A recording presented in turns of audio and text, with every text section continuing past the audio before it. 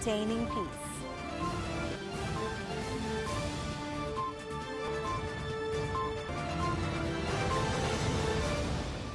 High Court of Tanzania overturns the ruling that convicted 9 Chadema leaders.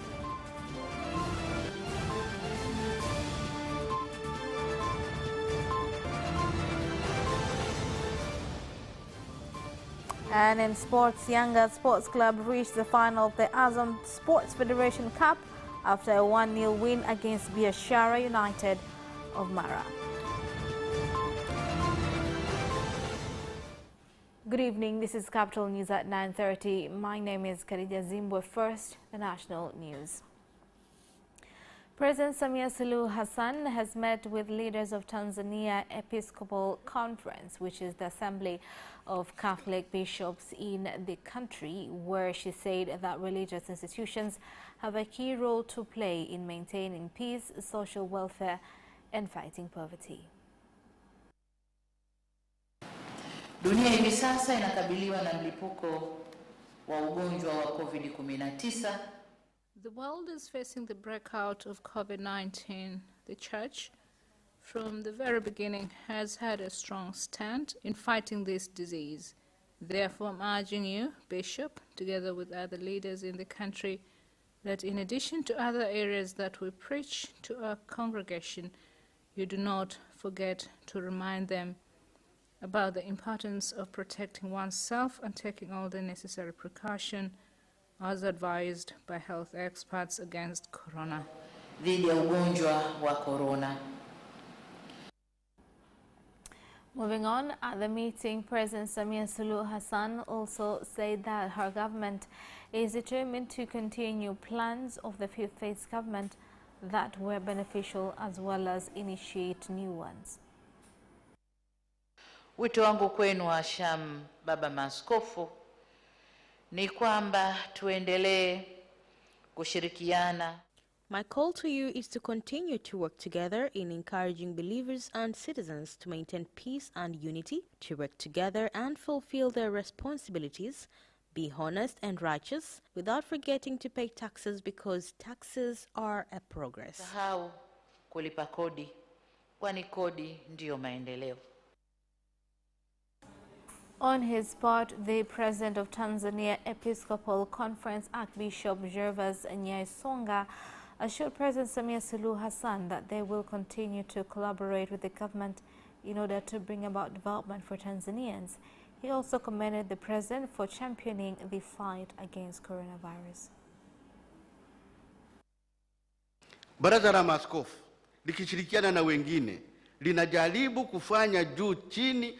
The Bishop Council, in partnership with others, is trying to maintain peace in our country and to bring cooperation in different denominations. We are very thankful to Al Hassan Mwinyi, for instance, in 1992, for helping us creating Christian Ministry Commission in Tanzania, which instead of competing in education and in health, we had to join forces together with the government, and this has made a great development in education and in health. Ujio wako kwetu na uwepo wako hapa. You're coming to us, and your presence here, the leader of the United Republic of Tanzania, is a great honor to us, members of the Council, and it is a clear sign that you respect it and its contribution to all Tanzanians. Na mchango wake kwa maendeleo ya Watanzania wote. Tanzania's High Court in Dar es Salaam has overturned a ruling that convicted the chairman of opposition party Chadema, Freeman Mbowe, and 8 other leaders of several charges, including that of unlawful assembly. Here's more on the report. Simbila. The court has also ruled the Chadema leaders be reimbursed 350 million shillings they had been ordered to pay as fines when the Kisutu Resident Magistrate Court found them guilty of the offences. They had been charged with conspiracy to commit offences, unlawful assembly, rioting, sedition, offences which are committed between February 1st and 6th in 2018 in Dar es Salaam. Other accused in the case include John Mnyika, Reverend Peter Msigwa, Esther Bulaya, Halima Mdee, Esther Matiko, John Heche, Salum Mwalimu, and former Secretary General of the party, Dr. Vincent Mashinji. Leo mnamo tarehe 25 ya mwezi huu wa Juni mwaka huu 2021, Today, the High Court of Tanzania has ruled over the appeal that was made by Freeman Boy and 7 others against a ruling that was made on various charges. Honorable Judge has gone through electoral law and has decided that there was no illegal gathering. 50 passengers traveling on a bus belonging to Mumuki Company with registration number T923DCT that was coming from Karagwe District, Kagera region and heading to Arusha region have survived a fire accident that occurred after a back tire burst into flames. As we were coming, we heard a tire burst and the driver slowed down and stopped. We saw a heavy smoke and we got off the car. We were on our way to Tabora to the wedding. We were told to get off the car as we saw a heavy smoke. Luckily, no one lost their lives, but our luggage was burnt in.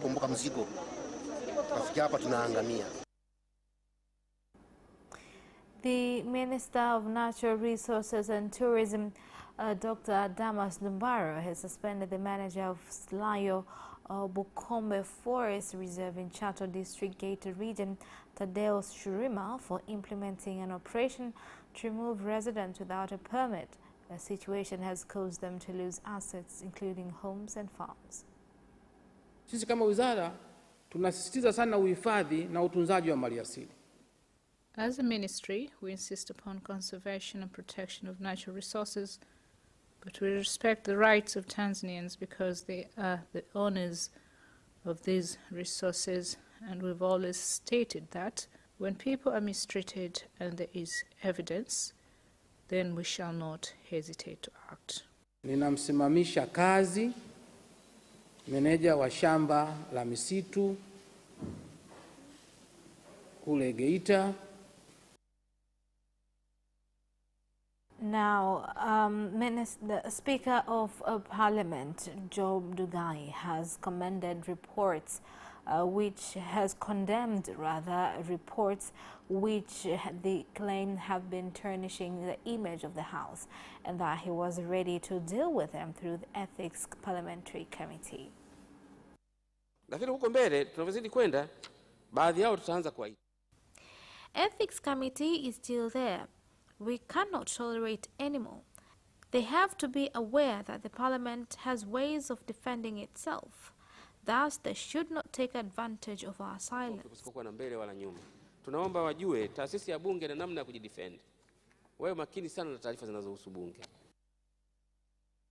Meanwhile, Parliament has also chosen leaders who will represent it in various institutions, with the Speaker urged them to use their positions accordingly. Ni wakumbushe kule mnakoenda hamwendi in your own individual capacity. Where you go, you do not go as individuals. You are there to represent us and every Tanzanian. Before you go and speak anything, please reconsider if that presentation has impacted Tanzania. If you're not sure, you can cross-check with us. Namna ambavyo nchi hizi za SADC tunaweza tukasaidiana katika hayo mambo. We're going to look at how are we going to solve challenges within the region. I was there in the past 5 years, and I pledge to represent my country well in the coming 5 more years. Bunge la Tanzania kwa mara nyingine tena kunichagua tena. More than 1,000 residents have turned up at the National Identification Authority NIDA office in Kinondoni, Dar es Salaam, after the authority started to send mobile phone messages for those with ID numbers to collect their cards. Kila kitu kinaendelea vizuri. Kwa hiyo nimepata kitambulisho changu. Nashukuru sana. Everything is going on well. I've got my ID card. I'm very grateful. The exercise is going on well.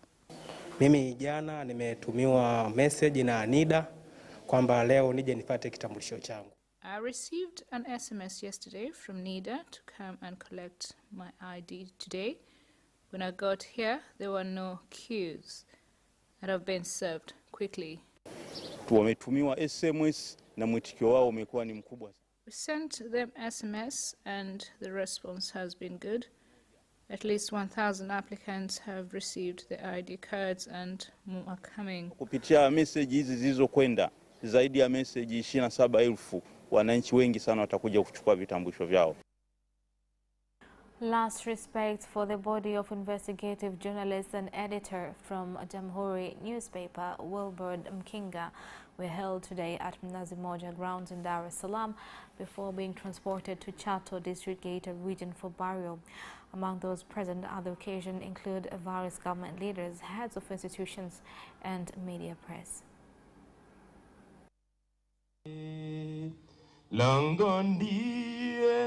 Yesu Bwana, wote waingie kwake. Lango, lango, lango, lango la mbinguni ni wazi. Tuseme hivyo kwa sababu amelala hapa. Nasema kwa sababu ndivyo alivyo. Na kwa hiyo msiba wake ni jambo lilotushtua wengi. Kwanza hatukutarajia. His death is something that shocks many, but we have nothing to do but to pray for him. Hakika tutakufa wote. Lakini kikubwa unapokufa, we will all die, but what you leave behind is what matters, so that people may remember you. He was a family person, he left the family, and he was a community man. Our hope, God will receive him. But he also has done a good job in investigation as a journalist, and he used his pen well in his writings. Ambapo Mkinga alifanya kazi kwetu na akawa mshindi wa jumla wa tuzo za EJAT kupitia magazeti yetu kutokana na habari zake za uchunguzi. Kwa hiyo tunamshukuru kwa maisha yake, tunafurahia maisha yake, tunafurahia alichokifanya hapa duniani. Tunawapa pole familia. Mungu awasaidie wakati mnapoendelea kuomboleza. May his soul rest in eternal peace. Amen. ITV has supported the Namthamini campaign being implemented by East Africa Television and East Africa Radio by contributing sanitary towels for girls students so that they can continue with their education without missing out classes whenever they enter their menstrual cycle. Tumeleta mchango wa ITV. We brought a contribution from ITV to support East Africa Radio and TV in its efforts to value a girl child. It will be good for anyone willing to support this initiative. Ni vizuri kila anayejisikia. Namthamini campaign ni campaign tunakusanya pedi kuwapatia watoto. Namthamini campaign collects sanitary towels and donates to 5,000 girls this year. We would like to commend ITV for its contribution and urge others to do the same. Bali waweze kuleta pia mchango wao tuwasaidie watoto hawa wa kike ambao wako shuleni. And that is the end of national news. International news follows next. Are you ready for some great news? I'm Christine Mundwa. And I am Eddie Micah Jr.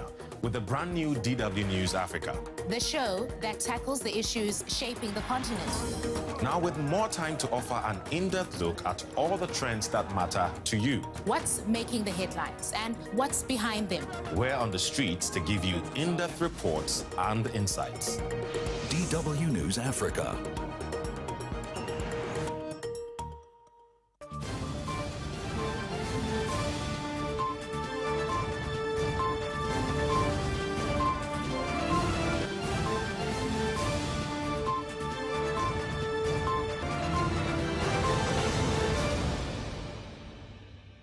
Back and in international news.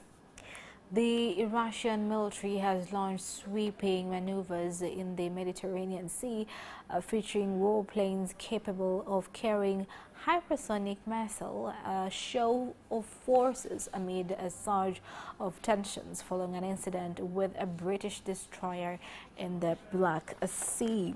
Moscow said one of its warships fired warning shots and a warplane dropped bombs in the path of British destroyer Defender on Wednesday to force it out of an area near Crimea that Russia claims as its territorial waters. Britain denied that account, insisting its ship was not fired upon and said it was sailing in Ukraine waters. The Russian drills that began on Friday in the eastern Mediterranean come as a British carrier strike group is in the area.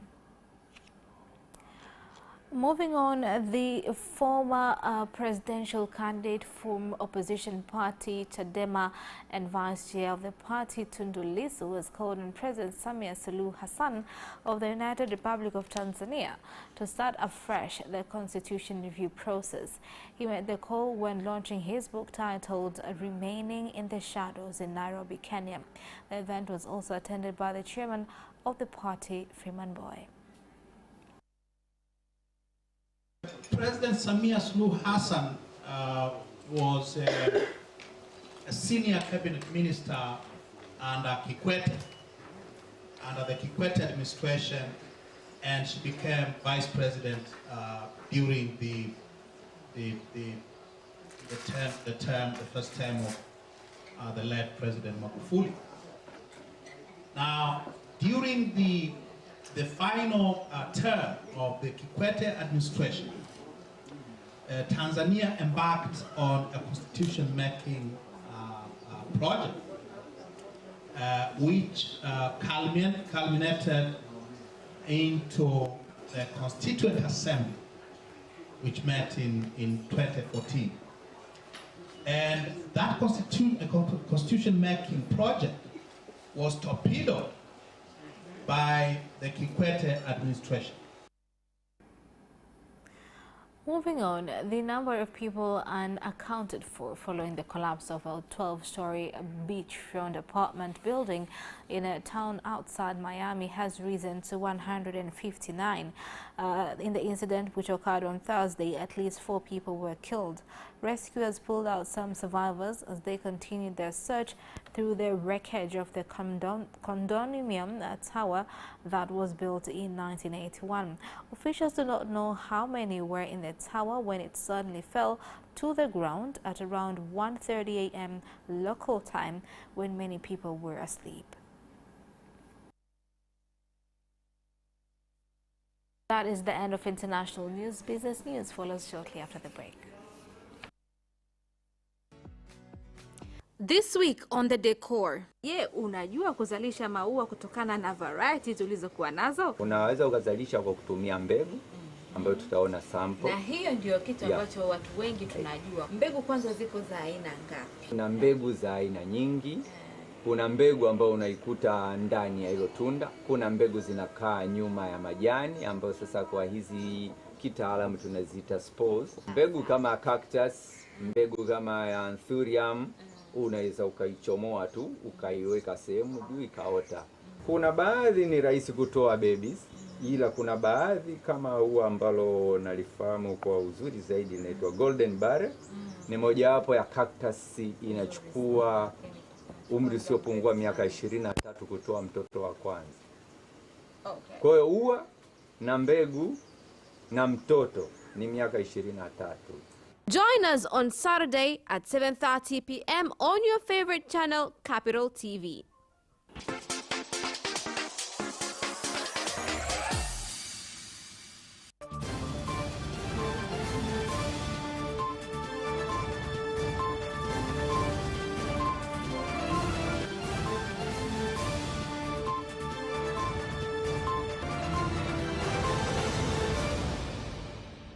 Welcome back, and in business news. Dar es Salaam Stock Exchange, in collaboration with shareholders, have agreed to issue a dividend of 116.83 shillings to every shareholder, being an increase of 15% compared to the dividend issued in 2019. This comes after the company got a 4.63 billion shillings profit.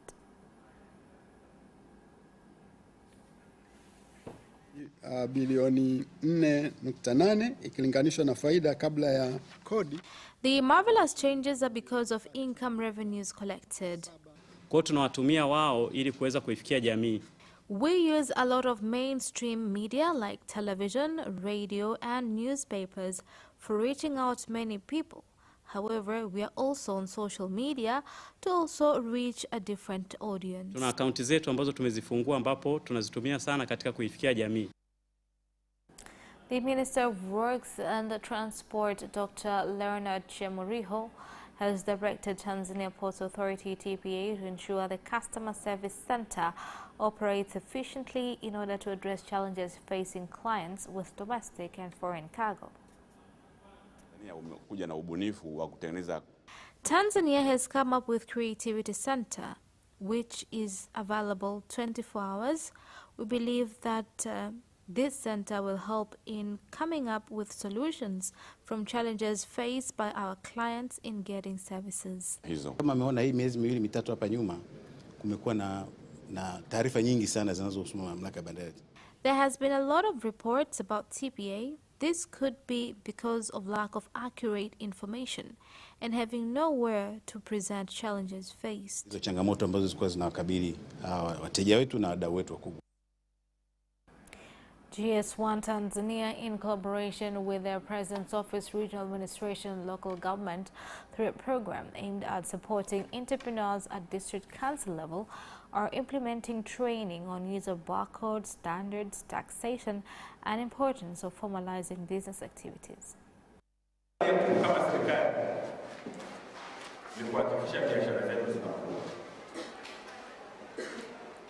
The aim of the government is to ensure that our businesses continue to grow and have capacities of expanding a lot of things, including add more numbers of employees, a move that will help the government reduce the burden of unemployment.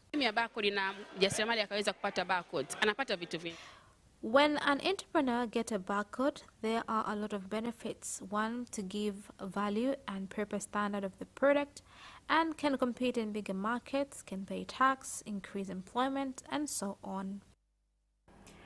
And that is the end of business news. Sports news follows shortly. Away first time, good start from Bolt. Bolt leading a moment of going away. Gay trying to go with him, and he's being dragged through to second place, but he's going to win it by 2 meters. Away first time, good start from Bolt. Bolt leading a moment of going away. Gay trying to go with him, and he's being dragged through to second place, but he's going to win it by 2 meters.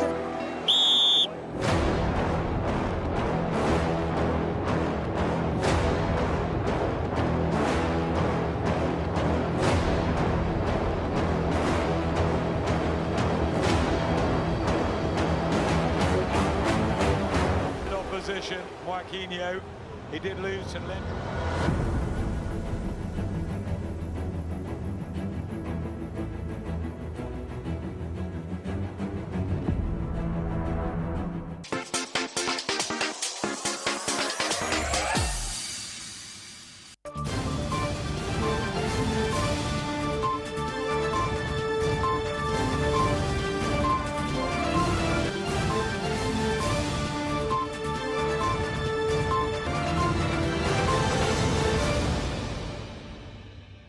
Back and in sports news. Young Africans Football Club Yanga have reached the final of the Azam Sports Federation Cup following a 1-0 win against Biashara United of Mara. The only goal of the game was scored by Yakuba Sonye in the 23rd minute, with the Jangwani Giants now awaiting the winner between Simba and Azam tomorrow in the final.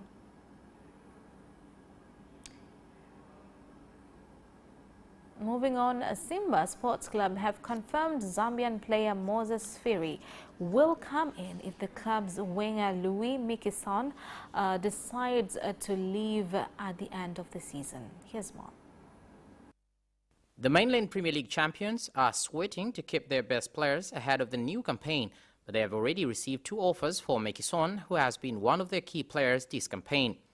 Last Wednesday, the club's board of directors met in Dar es Salaam to discuss various issues, including next season's transfer window, as well as strategies to end this season with a bang, and then give the names of the players needed in the squad. Members of the board also discussed offers on their tables from European and North African teams, including El Ahly of Egypt and CR Belouizdad of Algeria for the Mozambican winger.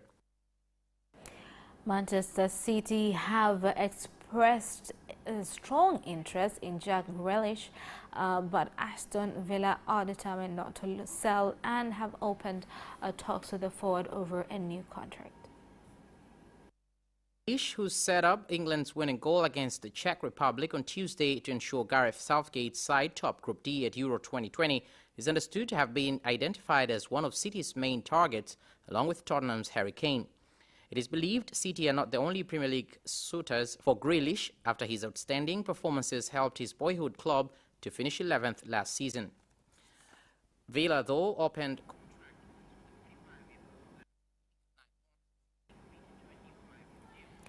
Moving on, Nuno Espirito Santo is being considered by Tottenham to take over as manager as they attempt to replace Jose Mourinho following a protracted recruitment process that has seen negotiations with several candidates break down. Here's more on the story. The former Wolves manager is understood to have emerged as a candidate despite the Spurs board having previously indicated that they were not interested in him. Fabio Paratici, the club's new managing director of football, is believed to hold Nuno in high regard and maintains a good relationship with the 47-year-old's agent, Jorge Mendes. Nuno left Wolves in May, but mutual consent after 4 seasons, and has been linked with the vacancy at Everton after talks with Crystal Palace broke down this month. Palace are close to appointing the former Borussia Dortmund manager Lucien Favre on a 3-year deal. Away goals rule is to be dropped from European competition after 56 years, UEFA has announced. From next season, it will no longer be possible for a two-legged tie to be decided by tallying the number of goals each side has scored at the stadium of the other. Instead, if the second leg finishes with an aggregate draw, 30 minutes extra time will be played, with penalties then following after that, should a winner not be found. The change will apply across the Men's and Women's Champions League, the Europa League and the Europa Conference League. A rule which was intended to encourage attacking play by visiting sides has created a number of memorable moments in European football. In recent years, Roma came back from a 4-1 away defeat in Champions League quarter-final to knock out Barcelona with a 3-0 home win in 2018. The following year, Tottenham went one better, reaching the final after they followed a 1-0 home defeat against Ajax with a 3-2 victory in Amsterdam. And that sports item ends Anya's bulletin for tonight. My name is Khadija Zimbwe. Thank you for watching and good night.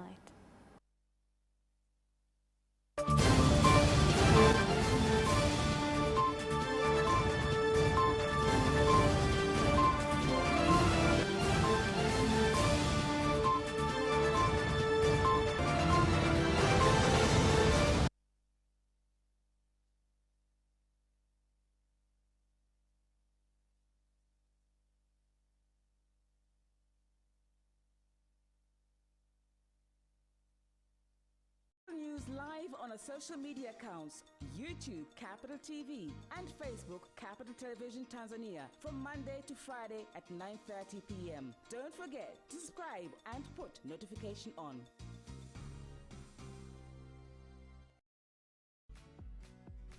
This week on the decor. Je, unajua kuzalisha maua kutokana na varieties ulizokuwa nazo? Unaweza ukazalisha kwa kutumia mbegu ambayo tutaona sample. Na hiyo ndio kitu ambacho watu wengi tunajua. Mbegu kwanza ziko za aina ngapi? Kuna mbegu za aina nyingi.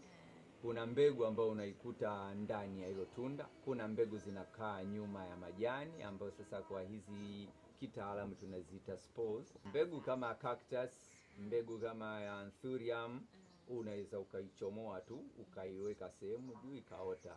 Kuna baadhi ni rahisi kutoa babies, ila kuna baadhi kama huwa ambalo nalifahamu kwa uzuri zaidi linaitwa golden barrel.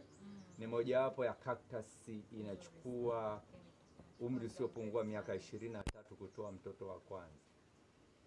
Kwa hiyo huwa na mbegu na mtoto ni miaka 23. Join us on Saturday at 7:30 p.m. on your favorite channel, Capital TV.